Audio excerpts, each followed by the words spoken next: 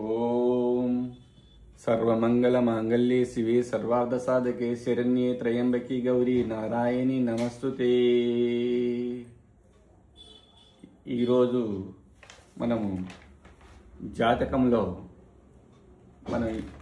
ఈరోజు శ్రీరాముడు, శ్రీకృష్ణుడు, గౌతమ బుద్ధుడు ఇలా ఈరోజు ఈ జాతకాలను పరిశీలిద్దాం. ఎందుకంటే ఈ జాతకం పరిశీలించినప్పుడు కొన్ని విషయాలు జాతకంలో మంచి విషయాలు తెలుస్తాయి. శ్రీరాముడు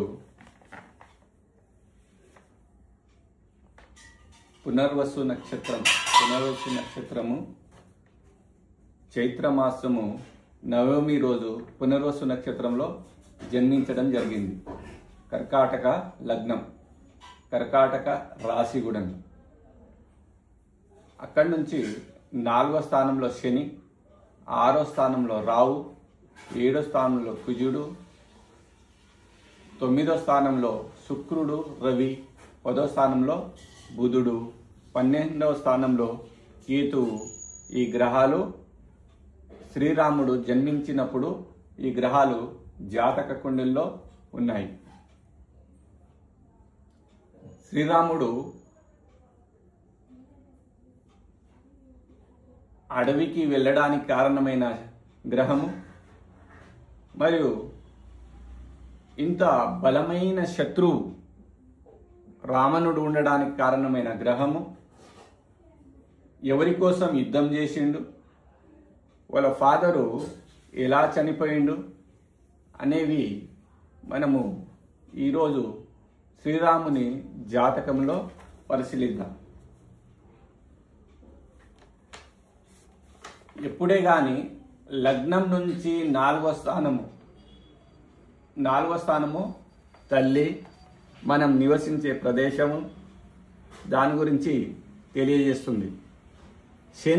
శని ఉంటే అడవులకు సూచన, రావు ఉంటే ఇంకో ప్రదేశానికి, ఇంకో దేశానికి సూచన. ఇక్కడ లగ్నం నుంచి 4వ స్థానము ఉచ్చలో శని ఉన్నాడు కాబట్టి శ్రీరాముడు తాను రాజ్యం విడిచి తండ్రి మాట కోసం అడవులకు వెళ్ళడం జరిగింది. అదే 6వ స్థానము శత్రు రుణ రోగస్థానం. శత్రువు రావు, ఎవరి జాతకంలో అయితే 6వ స్థానంలో రావు ఉంటాడో బలమైన శత్రువు లేదా ఏదో ఒక దీర్ఘకాలిక రోగము, చాలా అప్పులు ఇవి ఉంటాయి. అదేవిధంగా 7వ స్థానంలో కుజుడు ఉచ్చలో రుచిక మహాపురుష యోగంలో ఉన్నాడు. 7వ స్థానము భార్య స్థానం. అందుకోసము శ్రీరాముడు సీత కోసము రావణునితో యుద్ధం చేయడం జరిగింది. కుజుడు ఉచ్చలో ఉంటే, ఎవరి జాతకంలోనైనా కుజుడు ఉచ్చలో ఉంటే అతడే రాజు కాగలడు. ఇప్పుడు కూడా రాజు, ముఖ్యమంత్రులు ఇవి కాగలరు. కుజుడిని పరిశీలించి మనము శౌర్య, పరాక్రమ ఎంత ఉందని పరిశీలించాలి. రవి 9వ స్థానంలో పితృస్థానంలో ఉన్నాడు. అందుకోసము ఎవరి జాతకంలోనైనా, ఇప్పుడు జనరల్గా ఎవరి జాతకంలో అయినా 9వ స్థానంలో రవి ఉంటే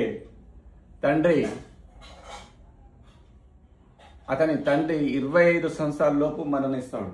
ఉదాహరణ మనకు శ్రీరాముని జాతకం 1, 2, 3, 4, 5, 6, 7, 8, 9. 9లో రవి ఉన్నాడు. కర్మస్థానంలో బుధుడు ఉన్నాడు. బుధుడు 12వ అధిపతి. 12 అంటే ఖర్చు, అంటే ఆయన మొత్తము యుద్ధానికే తన జీవితాన్ని పణంగా పెట్టడం జరిగింది. ఇది ఇక్కడ మనకు జాతకము కృతాయుగంలో వేదాలకు కన్ను జాతకం.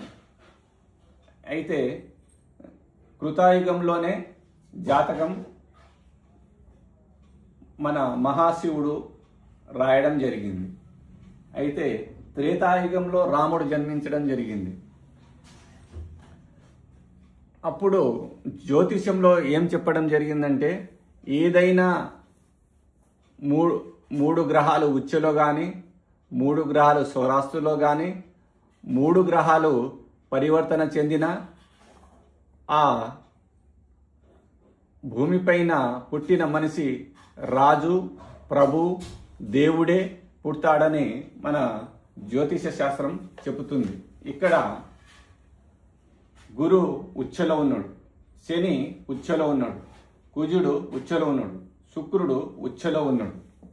ఈ 4 గ్రహాలు గురు హంస మహాపురుష యోగంలోను, శని శశి పురుష యోగంలోను, కుజుడు రుచిక యోగంలోను, శుక్రుడు మాల్య యోగంలోను ఉన్నాడు. కాబట్టి భగవంతుడే ఒక మనిషి రూపంలో పుట్టడం జరిగింది. ఈ విధమైన జాతకాన్ని మనము పరిశీలించవచ్చు. అదేవిధంగా శ్రీకృష్ణుని జాతకం. మనకు శ్రీకృష్ణుడు రోహిణి నక్షత్రం, శ్రావణ మాసం రోహిణి నక్షత్రం అష్టమి రోజు పుట్టడం జరిగింది. లగ్నం గుణంగా చంద్రుడే. ఇక్కడ పరిశీలిస్తే శ్రీరాముని లగ్నంలో గుణంగా చంద్రుడు ఉన్నాడు. అదేవిధంగా శ్రీకృష్ణుని లగ్నంలో కూడా చంద్రుడు ఉన్నాడు. చంద్రుడు ఇక్కడ ఉచ్చలో ఉన్నాడు. చంద్రుడు ఉచ్చలో ఉన్నాడు, గురువు ఉచ్చలో ఉన్నాడు, రవి తన సొంత రాశిలో ఉన్నాడు, బుధుడు భద్రయోగంలో ఉన్నాడు, శని శశమాపురుష యోగంలో ఉన్నాడు. ఇక్కడ కుజుడు కూడా రుచిక మహాపురుష యోగంలో ఉన్నాడు. శ్రీరాముని జాతకం ఎట్లా పరిశీలించినామో శ్రీకృష్ణుని జాతకంలో కూడా 1, 2, 3, 4, 5, 6 6వ స్థానంలో రావు ఉన్నాడు. ఎవరికైనా రావు 6వ స్థానంలో ఉంటే బలమైన శత్రు. ఇక్కడ రావుతో పాటు శని కూడా ఉన్నాడు. అందుకోసము శ్రీరాముడు ఒకటే రాముని చంపడానికి పుడితే శ్రీకృష్ణుడు కంసుని చంపడం, అంతో పాటు చాలా మందిని చంపడం జరిగింది శని ఉండడం వల్ల. 6లో శని రావు ఉండడం వల్ల యుద్ధాలు శ్రీకృష్ణుడు చాలా యుద్ధాలు చేయడం జరిగింది. ఇక్కడ కుజుడు ఉచ్చలో రుచిక మహాపురుష యోగంలో ఉన్నాడు. ఇక్కడ కూడా 1, 2, 3, 4, 5 గ్రహాలు ఉచ్చలో ఉన్నాయి. కాబట్టి దేవుడే ఒక మనిషి రూపంలో జన్మించడం జరిగింది. మేనమామ కంసుడు మేనమామ బుధునికి మేనమామ. మనము జాతక ప్రకారం గ్రహాల విద్యాకారకుడు. అదే మన బంధుత్వంలో బుధుణ్ణి మేనమామగా అంటారు. మేనమామ ఇక్కడ బలంగా ఉన్నాడు, ఉచ్చలో భద్ర మహాయోగంలో ఉన్నాడు. కాబట్టి శత్రువు శ్రీకృష్ణునికి మేనమామ, శత్రువు బలమైన శత్రువు ఉన్నాడు.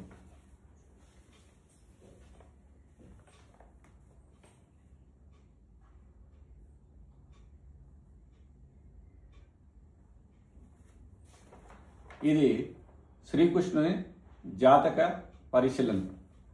అదేవిధంగా మనకు గౌతమ బుద్ధుని జాతకంలో శని ఉచ్చలో ఉన్నాడు, రవి ఉచ్చలో ఉన్నాడు, శుక్రుడు ఉచ్చలో ఉన్నాడు. ఒక రాజుకు కావలసిన లక్షణాలు శౌర్యం, పౌరుషం అవన్నీ కుజుని ద్వారా వస్తుంది. ఇక్కడ కుజుని పరిశీలిస్తే లగ్నంలో గౌతమ బుద్ధునికి కుజుడు నీచంలో ఉన్నాడు.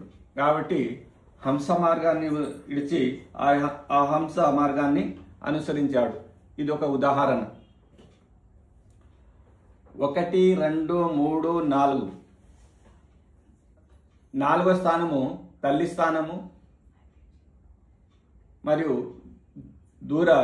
ఈ 4వ స్థానంలో చంద్రుడు అంటే తల్లి. చంద్రుడితో శని కలవడం వల్ల ఆయన పుట్టినప్పుడే వాళ్ళ తల్లి మరణించడం జరిగింది. ఎవరి జాతకంలోనైనా నేను ఫస్ట్ వీడియో చేసినప్పుడే చెప్పడం జరిగింది, చంద్రుడు తల్లి కారకుడని. తల్లి కారకుడు, తల్లి స్థానము 4వ స్థానం. 1, 2, 3, 4. ఈ 4 స్థానంలో చంద్రుడు ఉండి శని కానీ అదే రావు కానీ ఉండడం, లేకుంటే రావు దృష్టి చంద్రునిపై ఉండటం 4వ స్థానంలో. 1, 2, 3, 4, 5. రావు దృష్టి 5లో ఉండడం వల్ల అతని తల్లి మరణించడం జరిగింది. అదే 4వ స్థానంలో చంద్రుడు లేకుండా శని కానీ రావు కానీ ఉంటే ఆ తల్లికి దీర్ఘకాలిక రోగాలు వస్తాయి. ఇదొక మంచి ఉదాహరణ. ఇక్కడ శ్రీరాముని తండ్రి మంచి ఉదాహరణ. ఇక్కడ బుద్ధుని జాతకంలో తల్లి ఒక మంచి ఉదాహరణ జాతక పరిశీలనలు.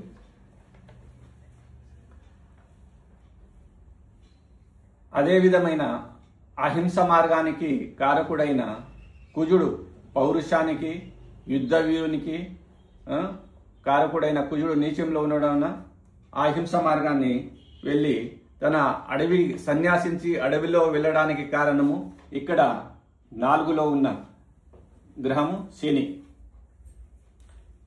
ఎవరికైనా శని అడవులకు కారకుడు. అడవి రావు వేరే దేశాల కారకుడు. చంద్రుడు తన సొంత ఊరికి కారకుడు. కాబట్టి ఇక్కడ కూడా మనం పరిశీలించినప్పుడు తల్లి చనిపోయిన తన పినతల్లి చాలా అపూర్వంగా పెంచడం జరిగింది. ఎందువలన అంటే అష్టమం నుంచి అష్టమం 1, 2, 3, 4, 5, 6, 7, 8. 8లో శుక్రుడు ఉచ్చలో ఉన్నాడు కాబట్టి ఆమె మంచిగా పెంచడం జరిగిందన్నమాట. అందుకోసము గౌతమ బుద్ధుడు ఆయన పేరు ముందు తన పినతండ్రి పేరును పెట్టుకోవడం జరిగింది. అదే శుక్రుడు నీచంలో ఉంటే అతన్ని ఏదో విధమైన దేశం వేరు చేయడం అవి జరుగుతుంది. కానీ ఇక్కడ శుక్రుడు ఉచ్చలో ఉండడం వల్ల ఆమె మంచిగా పెంచడం జరిగింది.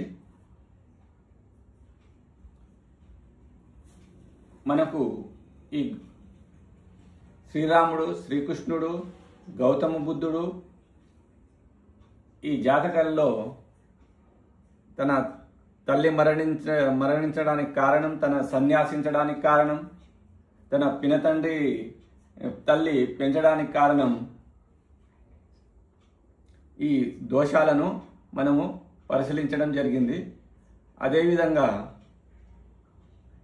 ఇక్కడ మేనమామ ఎట్లా శత్రువు అయినాడు, శత్రువు అనేవాడు రావు ఎక్కడుంటే బలమైన శత్రువు అవుతారు అనేది మనకు బలంగా ఈ 3 జాతకాల్లో తెలుస్తుంది. ఇక్కడ గౌతమ బుద్ధునికి శత్రువులు ఎవ్వరు లేరు. 1, 2, 3, 4, 5, 6. 6లో కేతు ఉన్నాడు. కేతు అంటే మోక్ష మార్గం, సన్యాసించడానికి కారణమైన కేతు. కాబట్టి ఆయన ఎవరితో యుద్ధము చేయలేదు. సర్వమంగళ మాంగళ్యే శివే సర్వార్థ సాధకే శరణ్యే త్రయంబకి గౌరీ నారాయణి నమస్తుతే. ఈ వీడియోను అందరూ చూడండి, లైక్ చేయండి, సబ్స్క్రైబ్ చేయండి. అదేవిధంగా మంచి మంచి వీడియోలను మా యూట్యూబ్ ఛానల్లో చూడవచ్చు.